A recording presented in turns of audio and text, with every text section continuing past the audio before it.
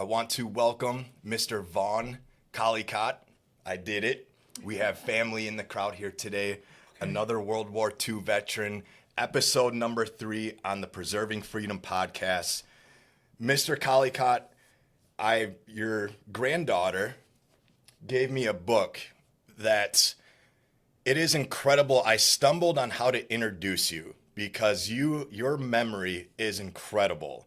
From when you were born to, when was the book finished? 2010, 15? About 95. 95 it was. Okay. All right. It was just incredible what you remembered. So I'm going to get right into it. And one thing from the book that you had mentioned, your Aunt Nett Wixon could crack ice with her gums. What's the story with that? With what? Your Aunt Nett Wixon, you mentioned she could crack ice with her gums. Yeah. What's the story behind that?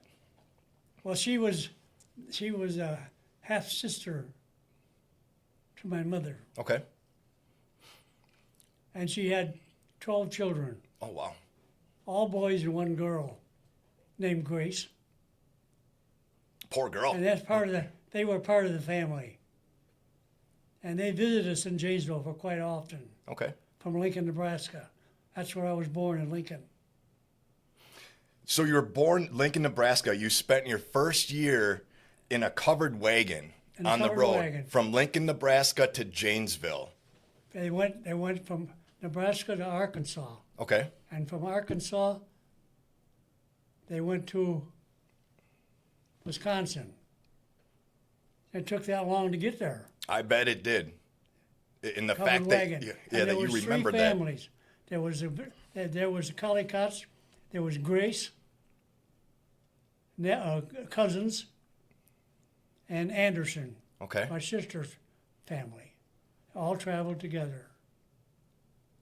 And they stopped at Waukesha County in Janesville, just east of Janesville a little ways. But I settled in Janesville. That's where I grew up. Went to high school there and everything, grade school, in Janesville, Wisconsin. Now, this is my Aunt Nett would visit us, and she would bake bread, which she was good at, and she could break ice with her gums with no teeth. I didn't believe it, but I seen it, and she did. Man. Unbelievable. Wow. She was one tough woman. That alone right there, I would not argue that. Yeah. I would not argue that. You mentioned your first recollection living on Western Avenue in Janesville where the Rock River flooded. You Yes. had 2 feet of water surrounding the house and basement full of water. Your brother Donald decides to go fishing off the back porch. Yes. Does he catch anything? He caught a bullhead Caught a bullhead. and out of the backyard. In other words, the Rock River had overflowed at least about 3 or 4 blocks to where the riverbed is. That was 1929. That was the year I started school in the Jackson School on Western Avenue at that time. Did you ever think you could catch a fish on your back porch? No, I never tried it. I never tried it. You have the stories throughout your book are amazing. There was another one. You picked up cigarettes and cigarette butts, rolled them up in a magazine sheet, and smoked. My young nephew, my oldest sister, her oldest son was 6 months younger than I am at that time, and we were 6, 7, 8 years old at that time. And we would go over to Fisher Body and Chevrolet and pick up cigar butts, and we took them back home and rolled them up in magazine sheets, and we were smoking them.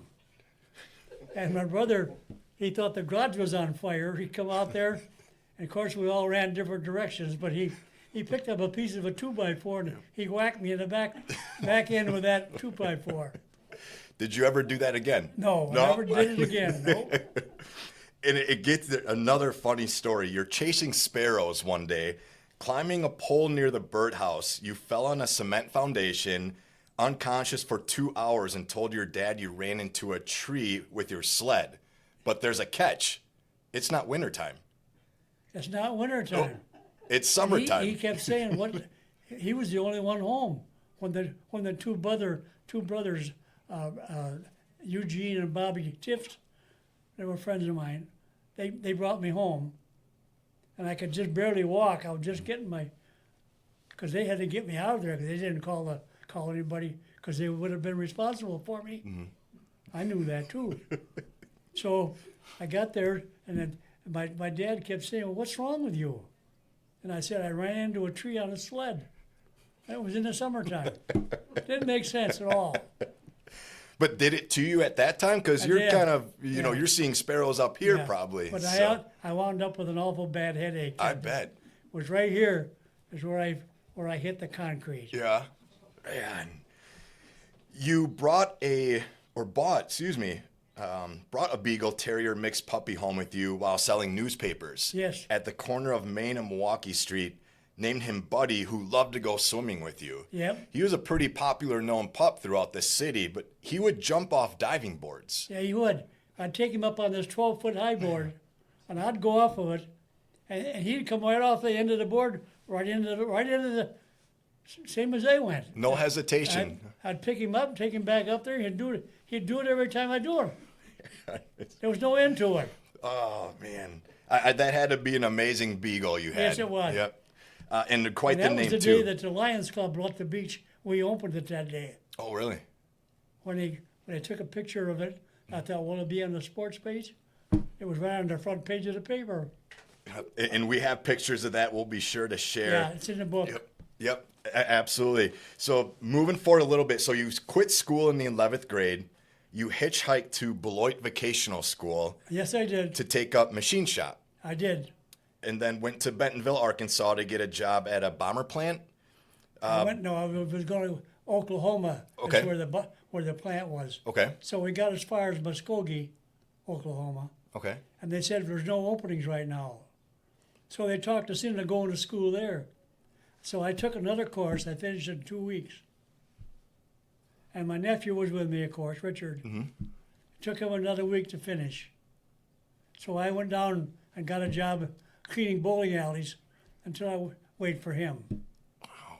Then after the bowling alleys, because you had the training through NYA federal program, if you remember correctly, then you began making $18 a week. Yeah, that's what it was. Okay. All the time I was going to school there, they were paying me the $18 a week. Man. So what the instructor said, well, Vaughn, he said, you're ready. I said, what do you mean by that? He said, I have a ticket for you for Boeing aircraft. But you declined, if I remember correctly. I declined. Why did you decline? Well, I wanted to make sure that everything in Janesville was the way I wanted it. I got back in Janesville, and at that time, the Parker Pen Company had contracts with the government. And so I went there and got a job as a machinist. And we were making tube fuses and firing pins for bombs. Oh, wow. Where they wouldn't allow you over 0.2 of a thousandth, either too small or too big. I mean, that's so small you can't see it. Yeah. Wow. And they got the Navy E from them. So I worked there for about 3 months, and that I decided to join the Navy. Mm-hmm. Why did you join the Navy? Because I got the draft board card, and I didn't want to get drafted in the Army. I wanted to get what I wanted. Okay, smart. So I said, I had Fennel Sloan, my neighbor, this woman that I worked for, took care of her lawn, took care of storm windows, everything, took care of her dog, let her out. And she took me to Madison at the post office. And I told them I wanted to join the Navy. Well, they transported me to Milwaukee. So they swore me in at the Plankington building. Yes. November 14th, 1942. And you were given one last chance to back out. Did you have any thoughts of backing out? No. No? You were ready to go? There was 6 of us. Okay. And we were standing there, and they gave us an opportunity to back up. But nobody did. So all 6 of us went in the Navy. And then I went to Waukegan, Illinois, and Green Bay, Camp Green Bay. It was so new, and it didn't have any hot water heaters. Oh, no. We had to take showers in cold water. Did that take a little time getting used to? Yeah. Yeah. There was one individual who refused to do it. You know what happened to him, don't you? I assume Before he left that place, they threw him in the shower, clothes and all, with a scrub brush. did laundry and cleaned them up at the same time. Man. After then boot camp at Camp Green Bay headquarters, you're sent to Gulfport, Mississippi for 30 days for gunnery school? Gunnery school. What's gunnery school like back then? Yes. That went really good. They learned how to take a .45 apart and put it back together, a carbine rifle, and how to load and put the powder bag in a 5-inch gun. Okay. Could you still do it today? I bet you could with that memory. Well, yeah, I could could still do it today. Yep. But I wouldn't want to. Because after I was on the foot for a length of time, I crossed the Atlantic about 6 times. And this one particular time we were up around Iceland and Greenland. We're coming back from England. We spent 14 days in London. We went right up the Thames River. And it was so close you could look into people's houses. Wow. I could talk to them as the ship was going up the river. And we were there for 14 days because they couldn't unload at night because they couldn't use no lights. So that's why we were there that long. And that was the summer of 1943. The Germans were bombing London with those V-2 rockets. The Blitz, it was called, correct? Yeah. That was the same time I was there. Yeah. And I got places like Buckingham Palace, places I would never have got otherwise. Yeah. You got to see quite a bit of the world with the Navy. And then also, we went to Cuba. Yep. Antigua Bay, Cuba. That's coming up. I don't want to spoil it for anyone. So you're going to share that. All right. We're just going to come back a little bit, kind of starting off. We're going to January of 1943, where you are assigned to the USS Henry S. Gibbons. Yep. That was the first ship I was on. It's an and Army we went transport into the Mediterranean. ship. Okay. That was an Italy war. And we were there at Algiers for 3 days. Okay. And then after we left there, we went back to New York, and I got transferred. That's when I got delayed orders, what they call open gap ticket. Did you ever hear of that? Have not heard of open gap tickets. No, nobody ever did either. They had to take out the book and find it. Oh. And they found it. Open gap ticket means half price.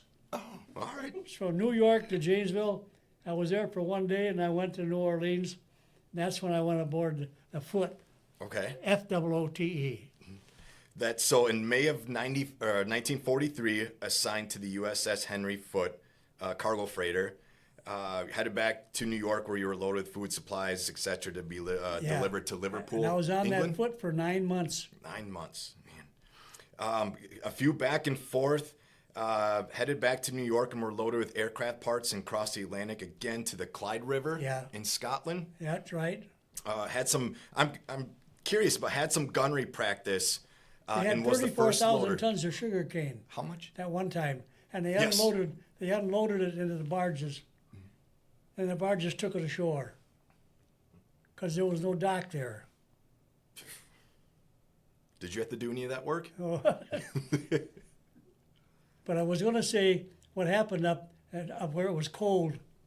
I was the first loader on a 3-inch 50. That's a gun, the largest gun that they had on this ship. Okay. The shell was about yay long, Oh wow. and that's the loudest gun in the Navy. I had no trouble as long as when we get up where it was cold, they fired the first shot, they're just practicing.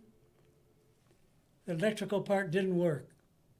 So he used a percussion pedal and stepped on it with his foot. And guess what? It never came back up. 'Cause when I put the second shell in, it fired right away. I got hit by the 18-inch recoil. Wow. And it knocked me backwards against the magazine. So I have my arm in a sling for about 2 weeks. Yeah. Nothing was broke, Ah, thank goodness. luckily. Yeah. But I told the officer, McIntyre, I said, I want off of that gun because them guys don't know what the hell they're doing. And I was right. Mm-hmm. So then he put me on a 20 millimeter Okay. machine gun on the starboard bow. And I was there for the rest of the time I was on this ship. That was my general quarters duty. Do you prefer that over the 5-inch? Yes, I would. Yeah. Yeah. You have so you ride back to New York. So again, you're back and forth a lot. You had yeah. Liberty every day if wanted. What did Liberty consist of? Well, they had the Armed Guard Center on 59th Street in Brooklyn. And they had all kinds of things to do there. They had special events like famous people Okay. would meet, and they'd come there and they would meet them. That was part of the deal, I think. And then when I left the foot, they sent me to a rest camp in DeLand, Florida, for 2 weeks. Following me? Mm-hmm. And after 2 weeks of coming and going with my friend, his family lived in Florida. Okay. That way, it worked out. We got taken care of there. Yeah. Harley Kaysen was his name. His father owned a lumber company, Okay. and they had maids and everything there Oh, wow. at his house. That's where we went to visit him, you know. So you got treated pretty well, I would yeah, assume. we did. Yeah. And after that, I went back to New York, and they sent me to the destroyer base, Okay. Virginia, Norfolk, Virginia.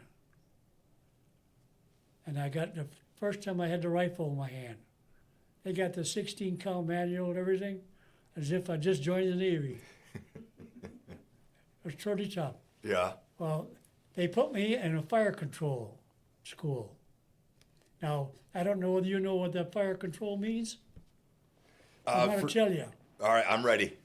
A fire control is a directing of the 5-inch guns through the Mark I computer in the IC room, one deck below main deck, with a master gyro that spins thousands of revolutions, controls the gears of the computer and the stable element. The stable element is a machine next to the computer that has a dial. And when it's zero, it's zero in the middle. When the ship rolls, that needle moves. Okay. So they can tell whether the ship is perfectly level or whether it isn't. Okay, now, all the people in the gun mounts have got armor-piercing shells in their guns because the 7th day of the invasion, an army man called us and told us that he wanted us to take a run on this bunker that was giving him trouble. So we did. And the first salvo, all 6 guns, he come back in, he said, you're right on in range, but you're 200 yards to the left in deflection. So I seen Springer, second-class fire controlman. He put a 200-yard right spot in the computer. And the dials changed, and he nodded his head to the fella at the stable element, and he pulled the trigger of all 6 guns from the IC room because they all got their triggers locked. All the gun mounts had their triggers locked. So we fire all 6 guns from the IC room, which we did. And the second salvo, he come back in, he said, new target. Got it. Wow. Wow. We destroyed it.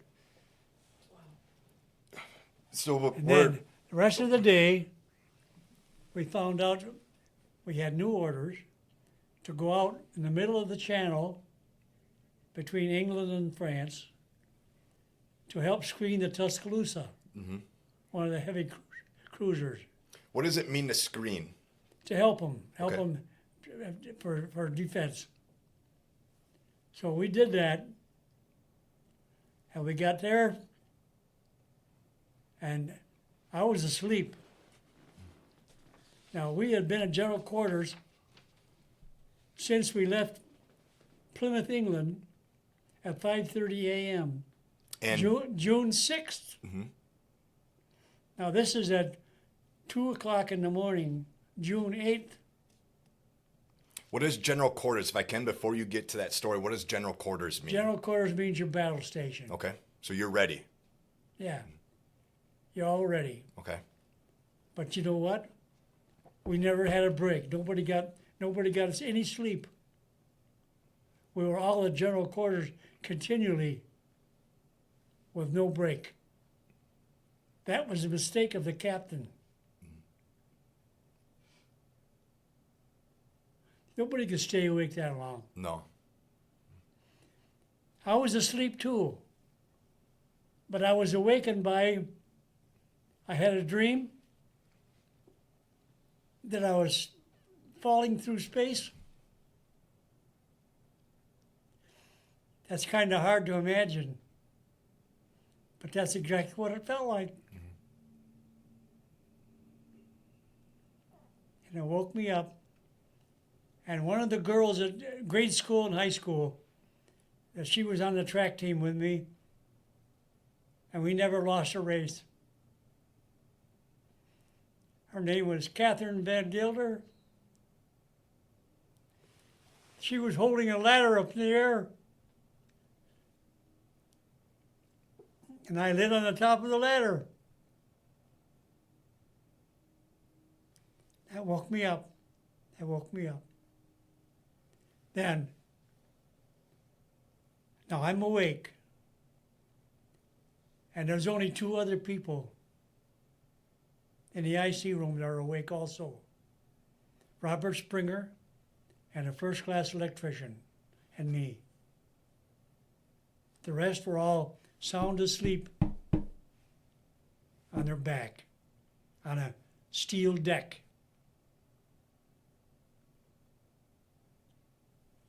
And then somebody from the outside said, "Here comes a plane." Now, my job was to operate that transfer switch on the computer to designate what kind of shells to put in the guns. The transfer switch. I turned it. As soon as I heard somebody say, "Here comes a plane," I turned it. And what happened? Everybody in the gun mounts put anti-aircraft shells in all 6 guns. And I was the only one that done anything.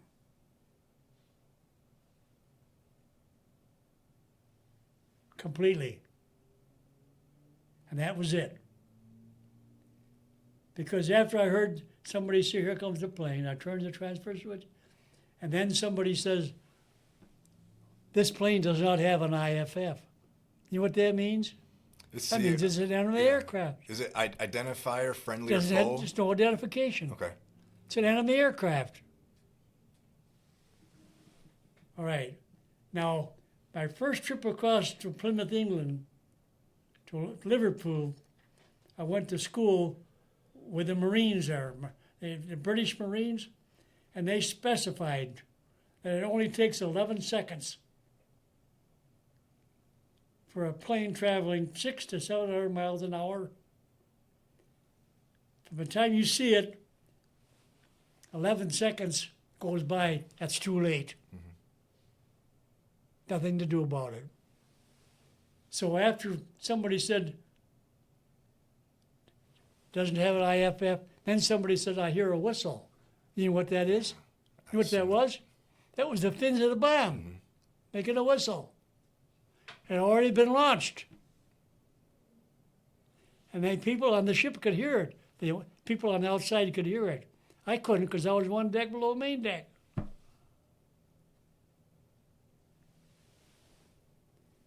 And then, shortly, secondly after that, the 11 seconds just about ready to elapse, the plane flew over the ship from port to starboard. Vroom. It sounded like a twin engine, real strong engine. And then moments after that, boom, we got the bomb. 2,000-pound bomb. On the port side, and knocked out the number one engine room, damaged the second engine room, and then the boiler blew up at the same time. That made it worse because there was a lot of people burnt from steam. Okay, now at 2 o'clock. It was almost 2 o'clock in the morning, a moonlight night. The captain called the IC room, wanted to know how many's left there. I answered him. I said 3. I said Springer, White, electrician, and myself, Collicott. And he said, get the hell out of there. When I got up on top side, it was night. I didn't know it was night. I had no idea what it was like. Because you had been down in quarters for a while. People was in the water screaming for help. You couldn't see But them. they couldn't see them, or they couldn't tell where they were.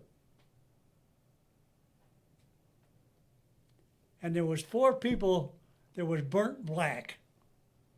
They were bleeding. And there was a sailor reading the Bible with a red colored flashlight next to these 4 people. So then I thought to myself, I better get out of here. So I went forward on the starboard side of the ship, and the DE, destroyer escort, had backed into our bow. And I jumped off of the bow of our destroyer onto the stern of the DE. Okay? Now, the first thing I did, they offered me a hot meal, which I hadn't seen for 3 or 4 days. And then I talked to several people. I talked to one corpsman that he said he was talking to a second-class boatswain named Bro at the quarterdeck. That's where you can walk through from one side to the other. And there's a sleeping compartment right there on the right side of it. And that sleeping compartment is right above where I was, the IC room, right below that. And when the plane flew over, the second-class boatswain told this person, he said, you know, he swore and he took his hat off and threw it down on the deck, and he said, I've seen everything now. And he walked into that sleeping compartment, spun the wheel behind him, and that was part of the connection for the concussion. That's what killed him, was concussion. So now I've been talked to them people. Another person I talked to, I was on the DE was that he was talking to everybody, and he says, "Don't touch me, my skin comes off." Well, he was burnt from steam. Could you imagine that? And I seen the corpsman give him a shot. Do you know where they had to give him a shot? I know The only in the tongue, right? only places that wasn't burnt was his tongue.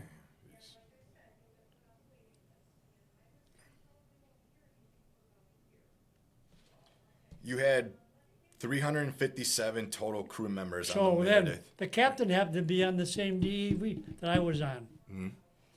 And then now it's sunrise. I mean, it starts early there in the summertime. Yeah. So he asked for volunteers to go back to the ship because it didn't sink right away. It listed to the starboard side. And it was being towed by a salvage tug towards France. So I and a few more volunteered to go back to the ship to get the bodies off that we could find and help get ammunition what we could get off, which we did. And I was on it all the time until they stopped towing it again, 200 yards from the French coast. I got off of it the second time. And then I changed ships 6 different times that day, and I seen a lot of the planes being shot down, and pilots bailing out into the water.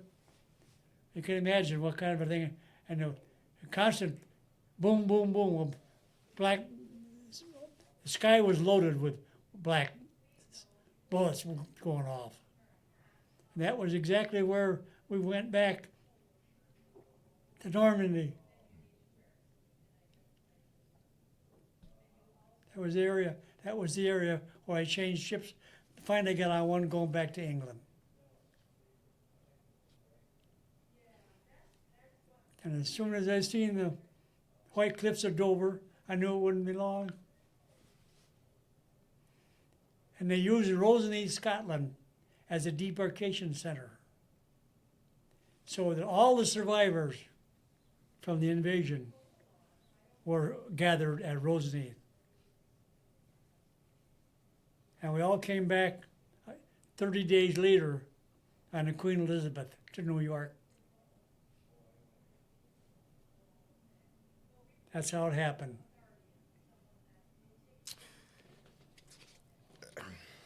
Now, I spent 30-day survivor's leave in Janesville, helping my brother do whatever he had to do, painting jobs or whatever.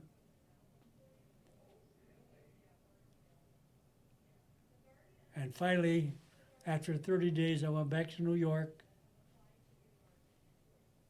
And they sent me to Williamsburg, Virginia, to a cargo handling school. Yard and stay rigging.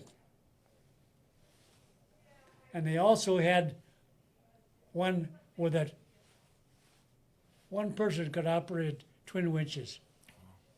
And there was only 2 people on the ship that could do it, me and one other person.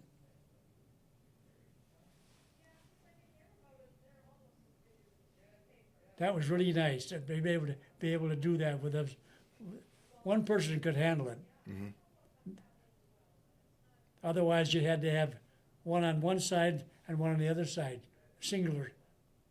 This way, it was one person could do it all. Now, about the Pacific, we were what they called a magic carpet. Yes. I imagine we crossed the international date line 6 times because we were taking casualties from Japanese islands back to the U.S. and bringing replacements back to the war zone. We're back and forth. So the last trip, we got the casualties from Okinawa. And we went to the Philippines, and we were there for 2 days. And then we were going to come back to Seattle, Washington. That's what we did. But we had we went to Guam first before we left, and we took the 1st Division Marines into Japan. Rather than going back to the States, we took the casualties off and put the 2,000 Marines aboard and took them to Yokosuka Naval Base in Japan as the 1st Occupational Forces. And the captain of my ship was named Benjamin Cloud. He was a 6'4" Indian. And he didn't need no megaphone or when he talked either. Strict as the day is long. He was in charge of the whole thing. That's when we were with Halsey's 3rd Fleet. Within 4 hours, those Marines had everything secured. There wasn't a Japanese to be seen anywhere.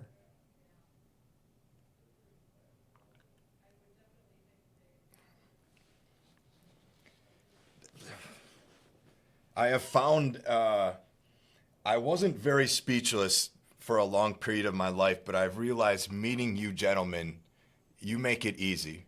I can't thank you enough for sharing that. So on the way back to Seattle, our last trip back, on the USS Lanier, I went to the executive officer. I said, well, how many points do I have? And he said, you've got 44 and a quarter. Well, all you needed was 44 to get retired. He says, you can go home. He told me I could go home as soon as I got to Bremerton Navy Yard, Seattle, which I did. I got off the ship, got on a train, went back to Waukegan, Illinois, where I went to boot camp and got my discharge.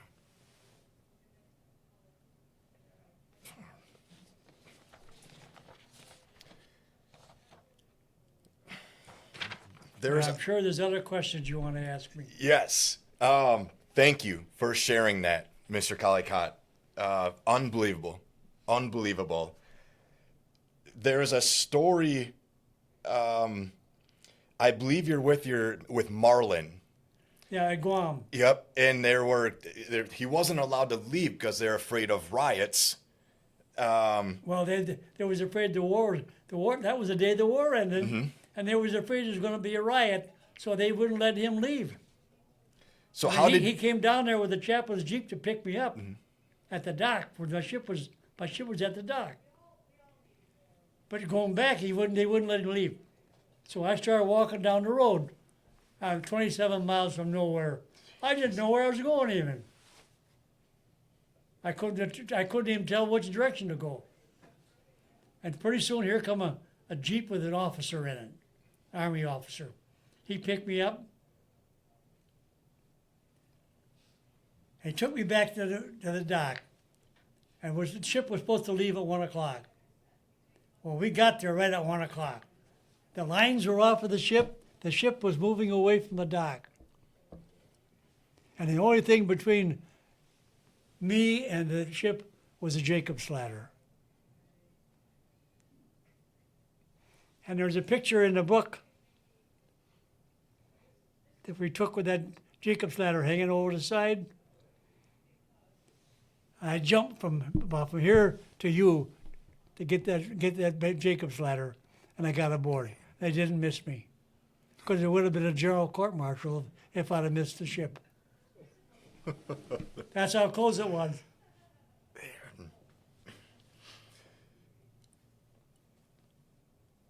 There was a story of you were horseback riding, and you got pulled over for speeding. Yeah, oh yeah.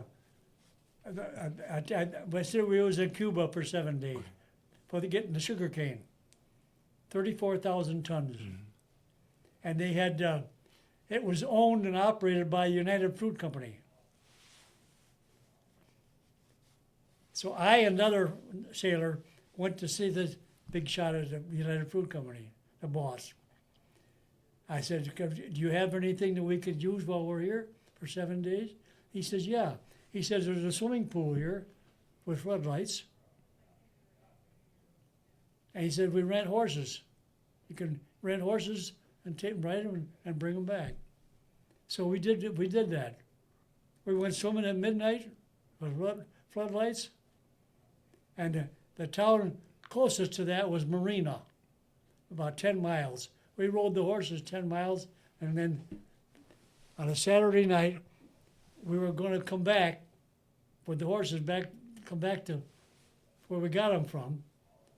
And we went cobblestone street, and the people scattered. They just scattered because they were scared to death of them. There was 6 of us on horseback, and we got arrested for speeding on horseback. That was the Cuban police that arrested us. Wow. But then they had another police force called the WWII police force. They let us go. Eddie Brust, he was one of the Merchant Marine. He rode his pony right into the police department. Because he wouldn't get off of it. Now, he was a daredevil, I'll tell you. Yeah. Eddie Brust was his name. Good friend of mine. But we didn't suffer any anything because they let us go. That's good. Luckily. Yeah, absolutely. The coming back home to Janesville, what's the feeling? I assume it feels great, but for you, when you're coming back home, you're done with warrior discharge, honorable discharge. Yeah. What's that feeling like of finally going back home? Yeah, everybody wanted to talk to me. Mm-hmm. All my relatives, closest friends, which I did. I told them whatever they wanted to know. I'd never forget it. It's just like my daughters always said, Dad, how can you remember all them people's names and dates and stuff? Well, how can you forget it? You can't forget it. It's all embedded into my memory. I don't know whether you think that way or not, but I think I've got a short memory and a long memory. If I can't find it in the short memory, I look in the long memory, and I can find it. That's the way I do it. Mm-hmm. I don't know whether that's right or not, but it works for me. I think it's right because you have a great memory. So whatever it is you're doing, stick with it. Yes, I am. Yes, stick with it. I'm going to stick with it. Yep. So we're going to go back a little bit here because I want to bring up Doris, okay? There's a story that, now you're not dating yet. You ask if she wants some beer. You go get some beer. You come back, and she says, you forgot your coat, or here's your coat. Yeah. When I read that, I'm like, there's got to be more to it. Yeah, there is. All right, tell us. I'm intrigued. There is. There is. Because when she said you forgot your coat, she just said goodbye to me. I didn't go anywhere near her. I didn't go anywhere where she would be. For about a year, at least a year and a half. And then I went to Upper Peninsula, Michigan, to help one of my friends take lumber out, pulp out of the woods, because his uncle would pick it up and take it to the mill, the pulp mill. And I had to have my own business started out of a paint store. So when I left there, I came back to Janesville. Was in the fall, in November. I remember I had my winter coat on, and I was walking on the main Milwaukee Street, where I sold newspapers. That's the main corner of the city. And I met Doris again. She was with somebody else.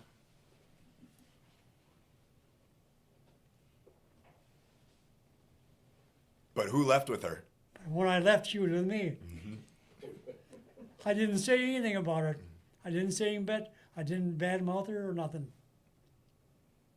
But from then on, it started it all over again. So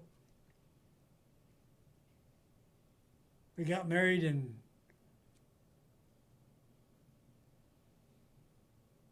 what was it? 22nd of February, 1947.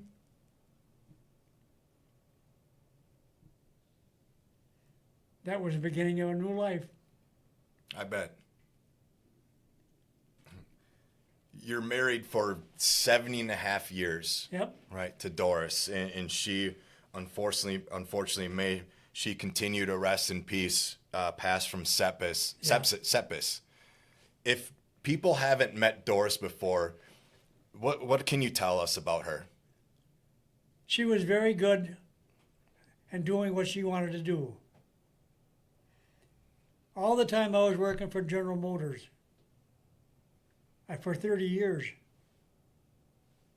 We also were in the motel business. We started out with 4 cabins.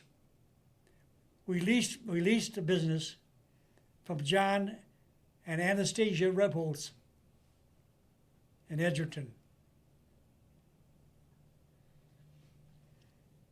And we were there for 9 years.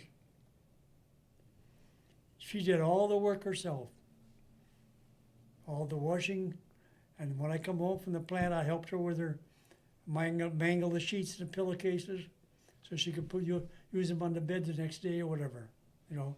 And my son and daughter, Diana and Terry, helped us too at the same time. And then after that 9 years, we went into a different one in Janesville, was the largest one they had, 27 units. Oh. We could only accommodate 13 people a day with the cabins. This place where we went in next, we could accommodate 75 people a day. Oh man, what a difference. But we took the laundry got sent out, we didn't have to worry about that. We had maids. We hired the maids, our nieces and nephews. If they argued, I told them, you better get along, because if you don't, you ain't going to be working here very long. And that took care of it.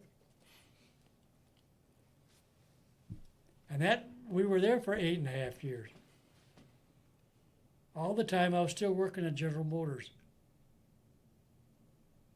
So we were busy. Yeah, you were. And Doris took care of the payment. She wrote out the checks for everybody. She had no problem, whatever. And that was beyond me doing it. I don't think I could have done it. But it all turned out in favor for another.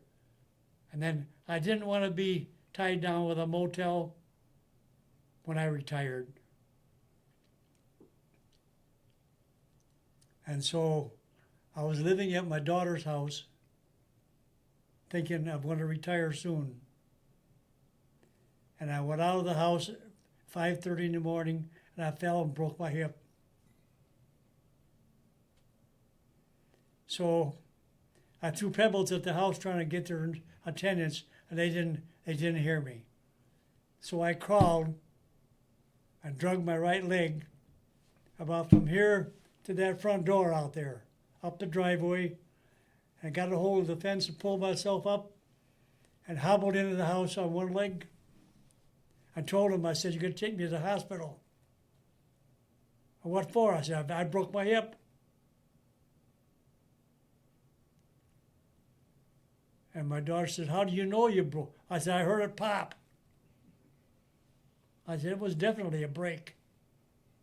And pop, I heard the pop. Right where it hinges up. And so I hobbled back up. He got into the back end of the car. They took me to the hospital. And I said, well, if you got a wheelchair, I can go into. No, we're going to put you on a board.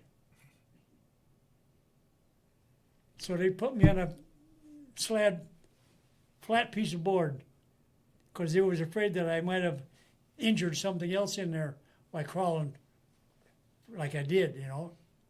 But luckily I didn't. I was pretty careful with doing what I was doing. Anyway, didn't bother nothing.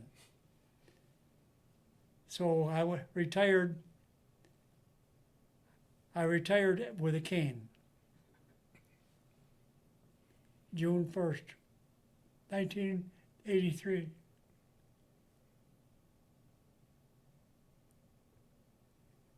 That started my retirement. Because I had this cabin in the woods. I bought Indian reservation land. It had never been owned before. We went up north looking for land to buy, and we come down through Kashina, and they said a sign for sale, land for sale. We stopped and talked about it. They took us out and they showed us some land, and I gave them $300 down on the lot that I wanted. And that was August of 1968.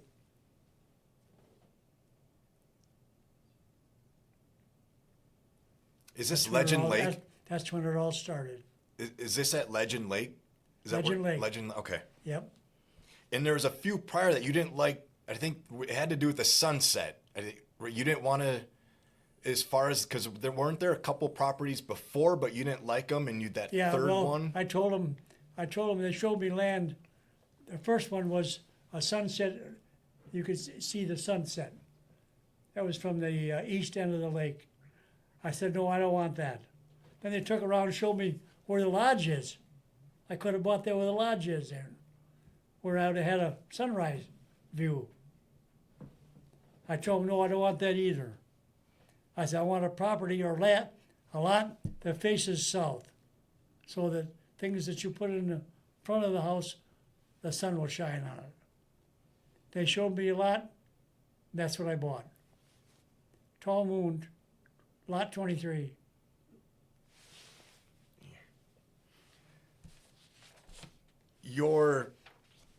I have to ask this. Your first child, Diana, she won first place in a cutest baby competition.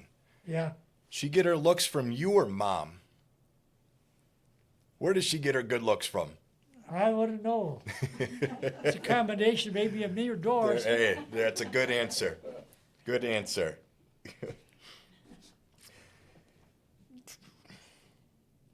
Do you still have the 5-leaf clover? Yes, I do. Still have it. I got it right in my pocket. Really? Man. And when did you find that 5-leaf clover? I found it in the front yard of my lot. I found a root system that had all 4-leaf clovers on it. I found 20 4-leaf clovers. And then I found the one with 5 on it. So I saved the 5, and I gave the 20 to people at the bingo hall that I knew, because I spent a lot of time at the bingo hall. Yes, you did. And Doris didn't like bingo. She stayed home most of the time. But I went. And I won big money several times. Yep. We got that coming up here. I need to ask, February of 1996, you and your wife fly to Reno, then you drive to Los Angeles to go on the Price is Right show on February 13th. Yep. Were you on the actual show? Were you like viewers? Did you see Bob Barker? We were in the building. Okay. Yeah, we were. You have to stand in line, and then they come by and they take your name and put your thing on your. But they interview as you're walking towards the front to get in. They interview you. And so it is. They know who they're going to pick. The ones that are kind of a little bit different, them are the ones that pick. I mean, let's face it. Yeah. My number was 221, and the girl right behind me was 222. I tried to change numbers with her, and she wouldn't change because they chose her, 222. Now, how did I know that? I didn't know it, but that's the way it turned out. But I couldn't get her to change her. But she wasn't a very good bidder. She didn't win nothing. Do you still have wrestling on cable TV every Monday? Do I what? Do you still have wrestling on cable Oh, TV? yes. You still Yeah. watching Yeah. it? They've switched it now. They had it on Monday night. They had it on Monday night for a long time. And then it was 2 hours. And they had it on Friday night for an hour and a half. Something. Anyway, now they've changed it again. They don't have nothing on Monday night. They have 3 hours on Friday night. And so the WrestleMania was last Sunday. Oh man. So I'm kind of anxious to find out whether Cody still got the record or not. Who is your favorite wrestler? Well, Cody has won. Yeah. He's won. What about And, from Randy further back? Randy Orton. Okay. Randy Orton is the most. He's the most reliable. I'd seen him more than any of them.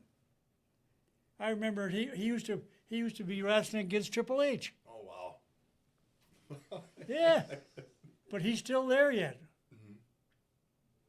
and he's that good. Yeah. Yeah, I think he's got one of the finest bodies you want to get. I will not argue that. Yep, I bet. So we're going to talk a little bit about, I think your luck at the casino. Okay.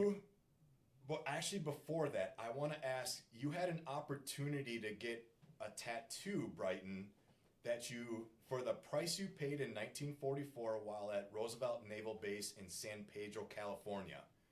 Yep. Why? What? Because there is I guess, tell us the story. Did you get the tattoo recolored? No, Who was getting a tattoo with you?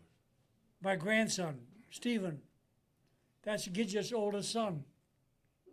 What kind of tattoo did he get? He got the same one in the same arm. The Gold Eagle. And the person that done the work on him, he asked me, well, what did it cost you for that eagle when they put it on your arm in Long Beach, California? I said, $650. And he said, well, Vaughn, he said, I'll tell you what I'll do.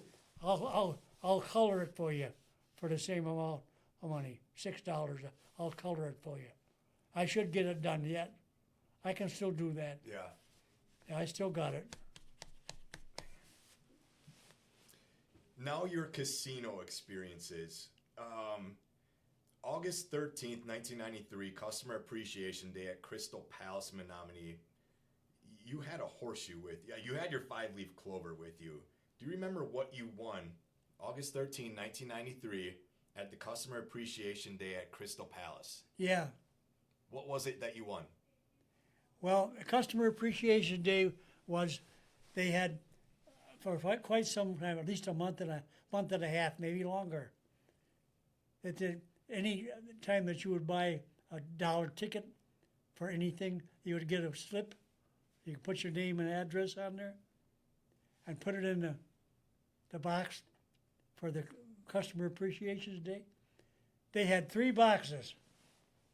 They were tall as this table, this wide, this high. 3 boxes full of those tickets. That's unbelievable. Yeah. You know what? They pulled a girl's name out of the number 1. And number 2, they pulled Vaughn Collicott's name. But that's only part of it. They got a fishbowl with 6 keys in it. And there sits the car over there. I got to pick the right key. Well, they said to me, well, go ahead and take. I said, no, they drew your name first. I gave her first chance because she was the first one they drew out. That was fair enough, wasn't it? Anybody would say that. So she took a key out. And so my turn was, I reached in the bowl, I pulled out the key that started the car.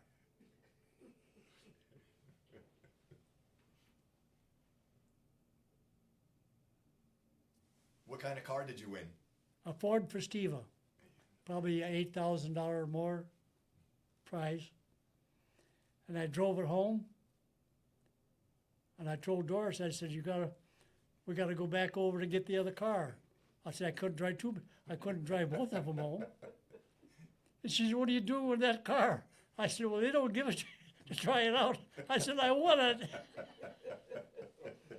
She couldn't believe it. It had ribbons and everything on it. And it just keeps going. In November 28th, 1993 at Potawatomi Casino in Carter, you won a Remington 270 bolt action with rifle scope and a carrying case. Yeah. I don't know where I went. I wasn't even home that weekend. I went someplace, and as soon as I got home, I got a call from Leo Bar Tours, that the bus that we went with most of the time, at different places, Sault Ste. Marie, wherever. We've been to all of them. I went to all 11 casinos in Wisconsin, every one of them. Even Michigan, across the lake, other side, I went to all of them too. I went to all of them. Played different games, table games, blackjack, whatever. I have fun.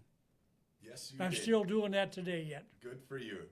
Good for you. Because I go to the casino next Monday with the bus from where I stay now, and I play Let It Ride.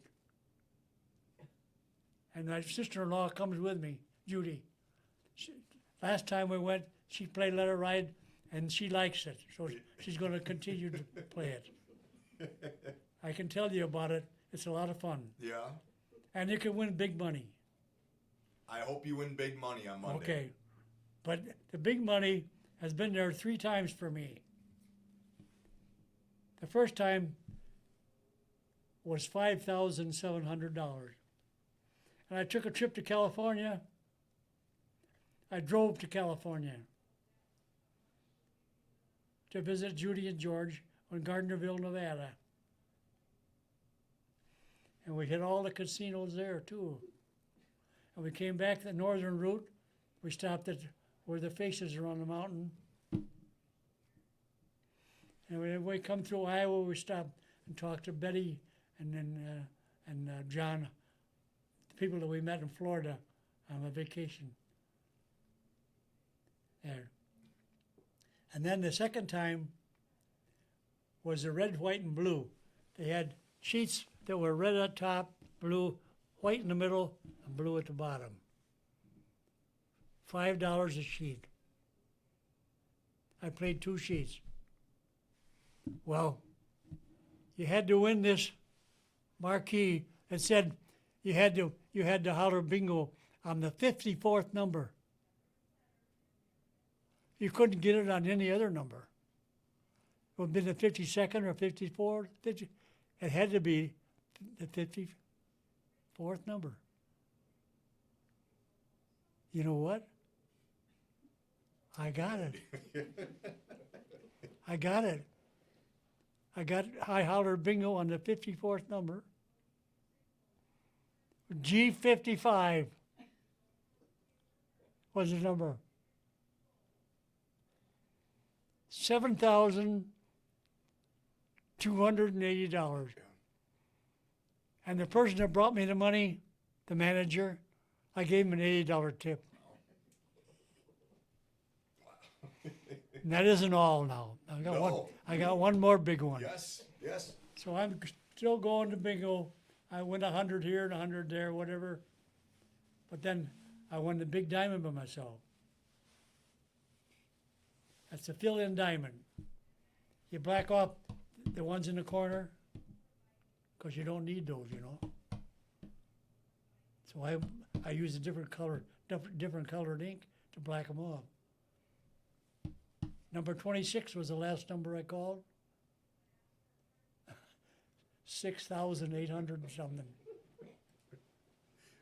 Yeah, that was the ultimate then. Good for you. You also won, if in March 27, 1995, you won a 1995 Chevy S10 extended cab Yeah, yeah.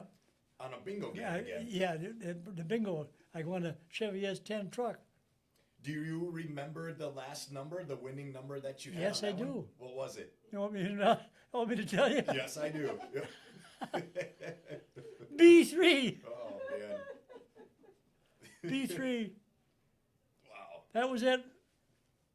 50. That was the 51st number. And I won a Chevy S10. 16,000. You know what I did? I traded the Ford Festiva and the truck in for a 95 Oldsmobile Royale. Wow. Yeah. So the story was that I won 3 cars. No, I had to pay for the last one. That was the biggest lemon I ever owned. I had stacked sheets when I had that repaired. So I called General Motors, because I worked for them, And I said, well, you can do me a favor. And he said, what kind of a favor do you want? I said, well, I bought this Oldsmobile. I said, I got a list of repair sheets about 3 inches deep. He says, you're kidding. I said, no. I said, everything is wrong with it. He said, well, what do you want? I said, I want a new car. He said, oh, we can't do that. So what he did, he gave me an extended warranty. So I got it fixed. It was over $5,000. The both front wheels assemblies had to be replaced. That was it.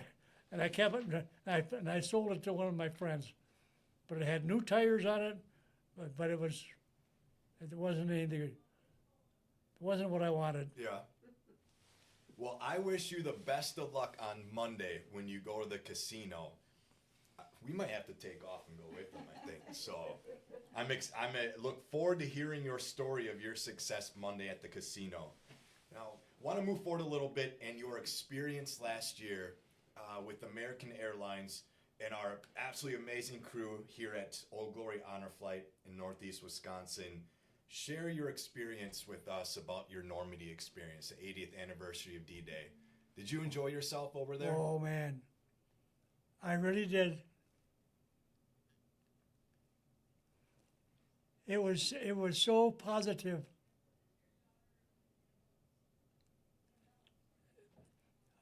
Positive plus.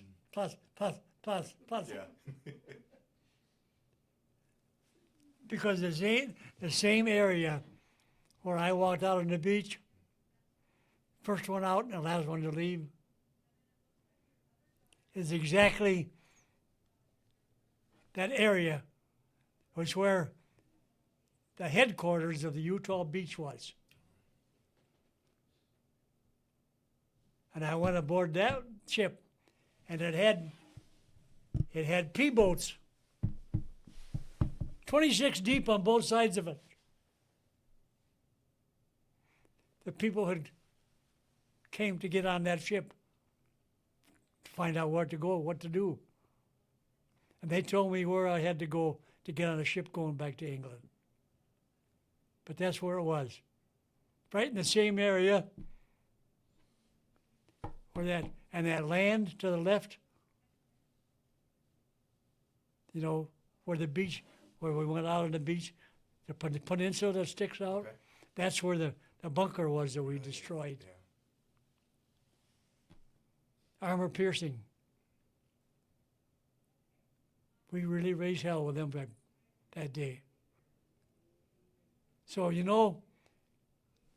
there is a possibility that we were with the 726 was a number that they looked up afterwards, after we did what we did the seventh, the day before.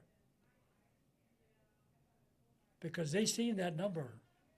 Because the first salvo went the wrong way, the second one hit him. They had binoculars, they could see the number of that ship. So there's a possibility that the pilot, that they had that plane, there were 11 seconds I do it this way. I try to explain this so everybody understands it. No matter where you're standing or where you're sitting right there, 11 miles, 12 miles this way is the horizon. The horizon takes your view away. Same thing this way. Same thing that way. Same thing this way. So it doesn't make any difference which way it's coming from. I have to stress what I learned in Liverpool, England. On that first trip, when I went to Liverpool, where they had a 40-foot tide, and I went to that gunnery school, and them British Marines told us that it only takes 11 seconds for that to happen, and after 11 seconds, it's too late. That's exactly what happened. That's exactly what happened.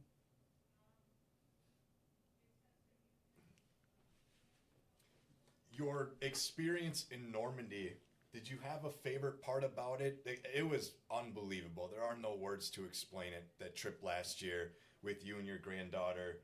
Did you have a favorite part about that 80th anniversary of D-Day, that trip over in France with Well, American Airlines? the thing was that when we visited the beach, that was the favorite. Yeah. Yeah, above all the rest. We visited all the cemeteries too. That was something else. Beautiful. Yeah. I never have another opportunity to do that in my lifetime. The way you're going, I think we're going to have, I hope so. Well, the thing I of hope it is, so. I always thought the people of Scotland, because I had a family in Scotland named Macaulay, and he had a son in the RAF, and I met him, and he was a blacksmith, and he was a manager of a dance hall, turned into a bowling alley, and I have my own room there every time I go there. His wife would wake me up for breakfast. I thought they were the friendliest people in the world. Now I found somebody else more friendly yet, the French people.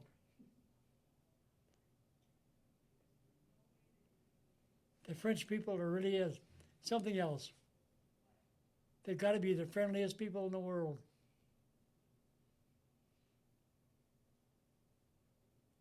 They were very hospitable. Yeah. Extremely hospitable. Yep, absolutely. And my hand got black and blue twice from shaking hands with over 1,000 people. I mean, at least 1,000 or more. I believe it. Yep. I believe it. Yeah. They But it's okay. It went back to the right color. I always end in asking this question. If you could give a message, word of advice, words of wisdom to our armed forces today, what would you want to tell them? I tell you, it all depends on what you prefer. If you're an Army man, or if you're a Navy man, or if you're an Air Force man. My family had them all. My brother Melvin was in a tank company in Janesville. They got wiped out in Bataan. He quit just before they left. But he's a tank driver. He drives a tank in the Army.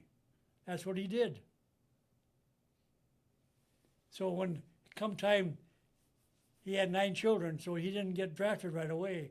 But eventually they got to him, and they said, well, what do you want? And he said, well, I want to join the Navy, where my brother Vaughn is. And he looked at his record, he said, well, we don't want you in the Navy, we want you in the Army. You're a tank driver. And my brother Marlon, he was in the Air Force. And he was an officer's, he took care of the officers' checks and things. And my brother Donald, he was an Army man. He was an infantryman. So we had all of them. So my family was well represented. And we all came home.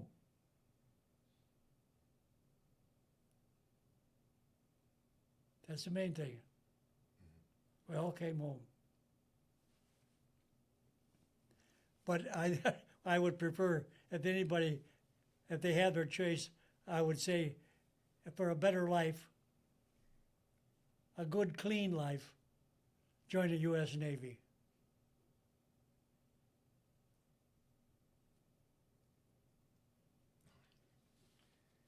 There is a quote in your book. I'm not sure if you wrote it, if you heard it from someone else, and it states, "It is not the football players, politicians, or actors who are to be cheered and honored. Our veterans are the real heroes who won something much bigger than a Super Bowl, Grammy, or Academy Award. They won our freedom." You recall that quote?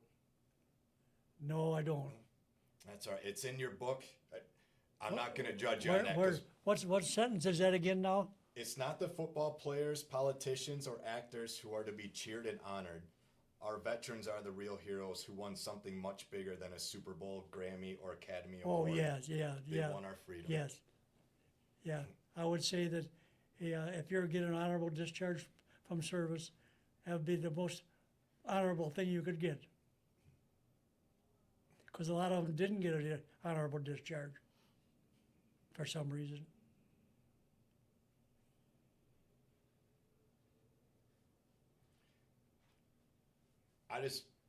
In closing here, sir, I want to say personally, thank you for my freedom.